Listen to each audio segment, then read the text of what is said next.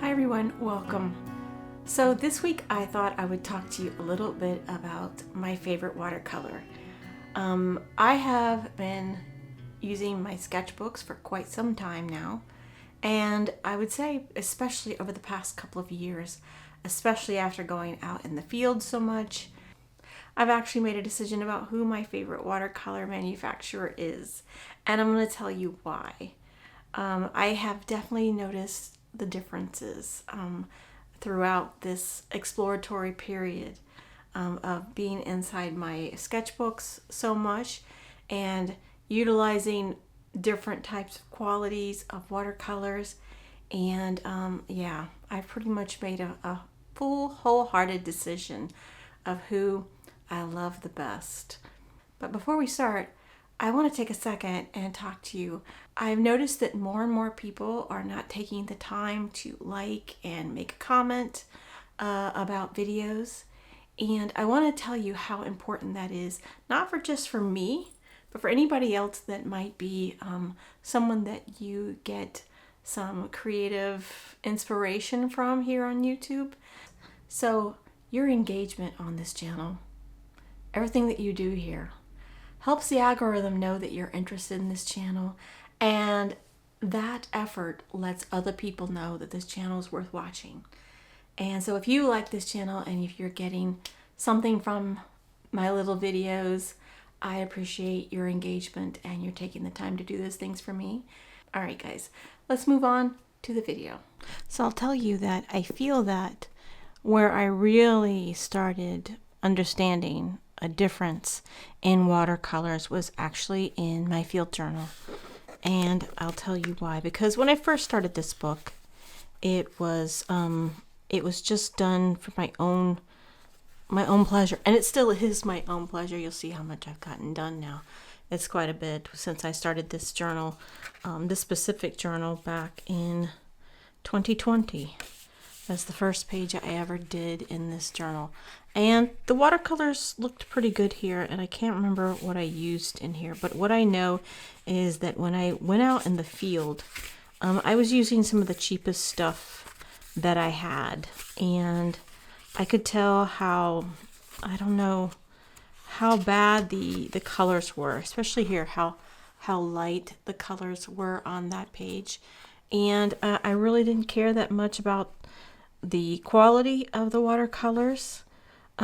So I used the cheapest thing I had, and what I used was mostly cheap and expensive little palettes that you can buy as a set, a pre-made set.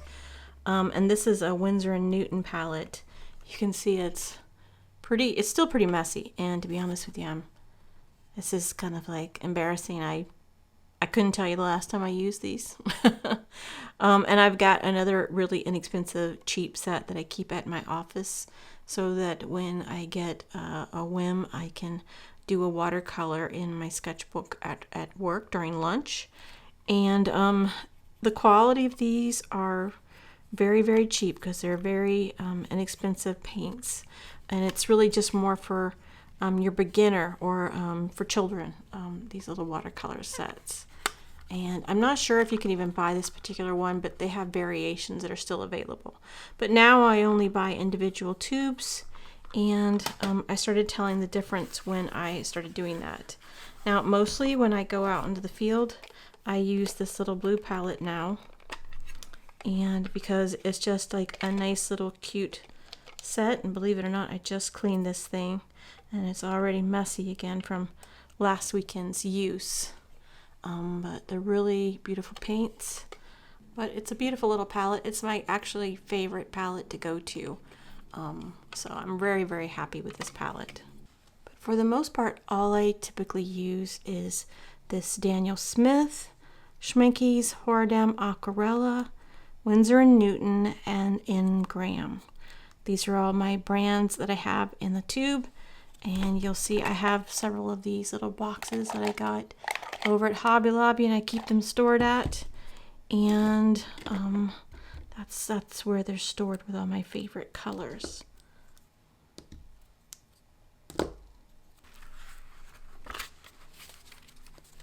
But you'll see, coming back to my field sketchbook, this is a painting that I've done recently. A couple of paintings actually that I did out in the woods.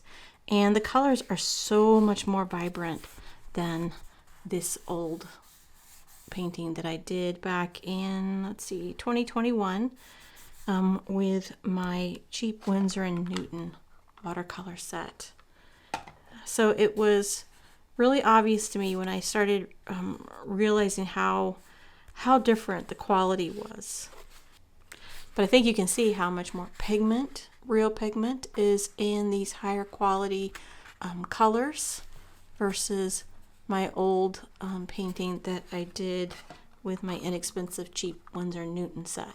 But I actually prefer my my palette that I've made myself. This palette I bought all by itself. It was an empty palette. You can buy these empty palettes and fill them up with whatever you like. And then you can move things around when you want to move them. And in fact, the palette comes with just these 2 rows. And then I've added extra pans right down the middle so I get even more colors when I'm out in the field. So out of all these different brands, my very favorite watercolor brand is none other than M. Graham. If you've been on the channel for very long, you probably realize that by now because I talk about M. Graham paints a lot, and I use them probably the most out of all the different watercolor brands I use it the most. The first time I ever started using M. Graham paints was when I took a workshop with the watercolor master Mary White several years ago in North Florida. So that's what she uses, and I fell in love with those paints at this point. The other paint that I really like a lot is Schmenke's Horadam Aquarella watercolor. That's my second favorite. It's made outside of the United States, where the M. Graham is actually made in America. So I think they will keep their price better because this has gotten a lot more expensive over the past couple of years since I first bought them. The M. Graham Company is actually out of the Northwest Pacific area of the United States, and the watercolor is made with blackberry honey. It's a binder that has been used for many, many years, but the company is about 20 years at this point. And when I looked online about their watercolors, it said that they are made in small batches with pure honey, gum arabic, glycerin, and some of the finest pigments available. And I think you can tell by looking at these watercolors. Everything in here is an M. Graham watercolor except for this lavender little blob here of Daniel Smith's, which is not quite as glossy looking. You can see how wet those paints look, and they are not wet. That is just the binder that's making them shine. So pretty cool. This is an example of a recent watercolor I did here on YouTube as well. So it's a larger image that's more thought out and more time spent on it. But you can see how strong those pigments are and how beautiful the colors are. They're very vibrant, and they're even just wonderful to use. I love the feeling of using these watercolors so much, and they also reconstitute really easily, whether it be out in the field or at home, because I have them in this pan and a couple other little places where I can easily access paints. So just so you know, I'm not trying to talk negatively about any of these other paints. So if one of these paints are your favorite, or if you have another favorite, let me know in the comments which ones are your favorites. And I'm going to just do a couple little dollops here of watercolor that we can test really quickly and just see the results. I will say that you're probably not going to see like a big difference in the watercolors themselves. But for me, it's about the overall results. So this is just a Winsor & Newton, but it's a beautiful color. Actually, let me just change out this brush. I've got too small of a brush here going. Let's see, I use this one instead. This is a beautiful color that I've just gotten. It's called Transparent Orange, but it's really beautiful. So I'm not, it's not that I'm dissing or that I don't like any of these other watercolors that I have. I'm just telling you that the M. Graham has just become my favorite. So I took the time to go ahead and just load up this whole little area of this ceramic tray that I have after I've got this Winsor & Newton Transparent Orange already on here. The second one is a beautiful lavender color that I've gotten recently from Daniel Smith. And then the third one is a sap green, which, to be honest with you, there is one thing I must have in my plein air set, and that's a sap green.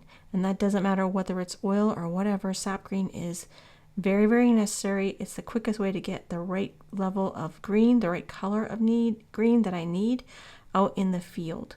And then the third one here is Schmincke's Horadam Aquarellas Indian Yellow. All of these are really beautiful colors. So I love all my colors, all my watercolors that I have. I really am not trying to diss anybody here. I mean, look at that lovely lavender color. I'm just doing this quickly in my sketchbook. This lavender is very transparent. And my sap green. So my camera just died, and I hope that I'll be able to share some of these swatches with you. So I'm going to swatch this last color here that I have. Schmincke's Horadam Indian Yellow. They're all gorgeous colors. So there is there's no way to disrespect any of these colors at all. But I'm just telling you, I've decided that out of everything, I love how candy-like these, it's a visual appeal, really, a candy-like appeal of these watercolors. I just love how they work and how they feel when I'm using them. I just love everything about them, and they're just beautiful to look at. I think that pretty much tells you that this is my very favorite, and so that's my little love letter video to my favorite watercolor. So that's my little love letter to M. Graham, and I hope that you enjoyed today's video. Let me know if you tried M. Graham or if you love M. Graham too. Are you a fellow M. Graham enthusiast? Tell me why, if so. What your favorite is if it's not M. Graham. Yeah. So I hope you enjoyed today's video, and I will see you very soon in the next one. All right, guys. I'll talk to you later. Bye.